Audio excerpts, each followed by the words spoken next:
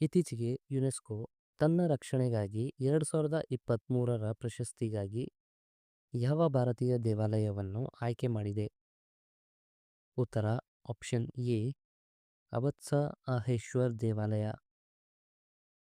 ಇತ್ತೀಚೆಗೆ ಯಾವ ಸಂಸ್ಥೆಯು ಜೆನ್ಕಾಸ್ಟ್ ಎಂಬ ಹವಾಮಾನ ಮುನ್ಸೂಚನೆಗಾಗಿ ಎಐ ಮಾದರಿಯನ್ನು ಪ್ರಾರಂಭಿಸಿದೆ? ಉತ್ತರ ಆಪ್ಷನ್ ಸಿ ಗೂಗಲ್. ಪ್ರಧಾನಮಂತ್ರಿ ಪೋಷಣ್ ಶಕ್ತಿ ನಿರ್ಮಾಣ್ ಈ ಯೋಜನೆಯು ಯಾವ ಸಚಿವಾಲಯದ ಉಪಕ್ರಮವಾಗಿದೆ? ಉತ್ತರ ಆಪ್ಷನ್ ಬಿ ಶಿಕ್ಷಣ ಸಚಿವಾಲಯ. ಇತ್ತೀಚೆಗೆ ಸುದ್ದಿಯಲ್ಲಿ ಕಂಡುಬಂದ ಸುಬಾರು ದೂರದರ್ಶಕವನ್ನು ಯಾವ ದೇಶವು ನಿರ್ವಹಿಸುತ್ತದೆ? ಉತ್ತರ ಆಪ್ಷನ್ ಬಿ ಜಪಾನ್.